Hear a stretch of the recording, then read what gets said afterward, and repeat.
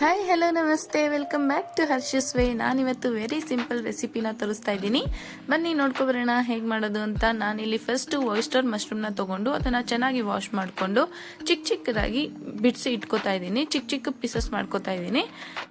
Mushroom ready ಮಾಡ್ಕೊಂಡ ನಂತರ ನಾನು ಬಾಣಲೆ ಇಟ್ಕೊಂಡು ಬಾಣಲೆ ಕಾದ ನಂತರ ಅದಕ್ಕೆ ಸ್ವಲ್ಪ ಎಣ್ಣೆ ಹಾಕೊಂಡಿದ್ದೀನಿ. ಎಣ್ಣೆ ಕಾದ ನಂತರ ಅದಕ್ಕೆ ಒಂದು ಆನಿಯನ್ನ ಚಾಪ್ ಮಾಡಿಕೊಂಡು ಹಾಕೊಂಡಿದ್ದೀನಿ.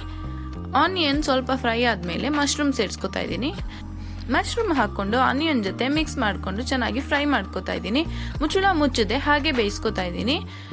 ಮಶ್ರೂಮ್ ಅಲ್ಲಿರೋ ರಾ ಸ್ಮೆಲ್ ಎಲ್ಲ ಹೋಗೋ ತನಕ ನಾವು ಮುಚ್ಚಳ ಮುಚ್ಚದೆ ಹಾಗೆ ಬೇಯಿಸ್ಕೋಬೇಕು.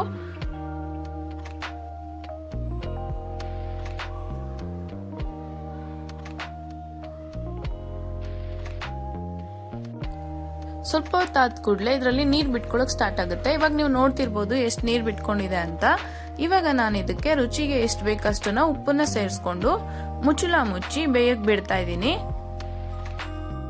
ಇದಕ್ಕೆ ನಾನು ಇನ್ಯಾವುದೇ ಇಂಗ್ರೀಡಿಯೆಂಟ್ ನ ಸೇರಿಸ್ಕೊತಾ ಇಲ್ಲ. ಇದಿಷ್ಟೇ ಐಟಮ್ಸ್ ನ ಸೇರಿಸ್ಕೊಂಡು ಮಾಡ್ಕೊಳ್ಳೋ ಅಂತ ರೆಸಿಪಿ. ಇದು ತುಂಬಾ ಸಿಂಪಲ್ ಆದ್ರೆ ತುಂಬಾ ಟೇಸ್ಟಿ ಆಗಿರುತ್ತೆ. ನೀವು ಬೇಕಂದ್ರೆ ಸ್ಪೈಸಿ ಬೇಕು ಅಂದ್ರೆ ನೀವು ಹಸಿರು ಮೆಣಸಿನಕಾಯಿನ ಸೇರಿಸ್ಕೋಬಹುದು, ಇಲ್ಲ ಖಾರದ ಪುಡಿ ಕೂಡ ಸೇರಿಸ್ಕೋಬಹುದು, ಇಲ್ಲ ಅಂದ್ರೆ ಕಾಳು ಮೆಣಸು ಪುಡಿ ಕೂಡ ಸೇರಿಸ್ಕೋಬಹುದು. ಹಸಿರು ಮೆಣಸಿನಕಾಯಿನ ಸೇರಿಸ್ಕೋತೀನಿ ಅಂದ್ರೆ ನೀವು ಸ್ಟಾರ್ಟಿಂಗ್ ಈರುಳ್ಳಿ ಹಾಕೊಂಡಾಗ್ಲೇ ಸಣ್ಣಕ್ಕೆ ಕಟ್ ಮಾಡಿ ಹಸಿರು ಮೆಣಸಿನಕಾಯಿ ಕೂಡ ಹಾಕೋಬಹುದು. ಇಷ್ಟೊತ್ತು ನಾನು ಲೋ ಫ್ಲೇಮ್ ಅಲ್ಲೇ ಇಟ್ಕೊಂಡು ಕುಕ್ ಮಾಡ್ಕೋತಾ ಇದ್ದೆ. ಇವಾಗ ಇದು ಆಗಿದೆ, ಮಶ್ರೂಮ್ ಎಲ್ಲ ಕುಕ್ ಆಗಿದೆ. ಬಟ್ ಇನ್ನು ನೀರಿದೆ, ಈ ನೀರನ್ನ ಇಂಗಿಸ್ಕೋಬೇಕು. ಹಾಗಾಗಿ ನಾನು ಉರಿನ ಸ್ವಲ್ಪ ಹೈ ಇಟ್ಕೊಂಡು ಇವಾಗ ಫ್ರೈ ಮಾಡ್ಕೋತಾ ಇದ್ದೀನಿ. ಇವಾಗ ನೀವು ನೋಡ್ತಿರ್ಬೋದು ನೀರೆಲ್ಲ ಇಂಗಿದೆ. ಇವಾಗ ನಮ್ಮ ಉಪ್ಪು ಅಣಬೆ ಏನಿದೆ ಅದು ರೆಡಿ ಆಗಿದೆ. ಒಂದ್ಸಲ ಟ್ರೈ ಮಾಡಿ, ಕಮೆಂಟ್ ಬಾಕ್ಸ್ ಅಲ್ಲಿ ಕಮೆಂಟ್ ಮಾಡಿ ತಿಳಿಸಿ. Thanks for watching. Bye bye.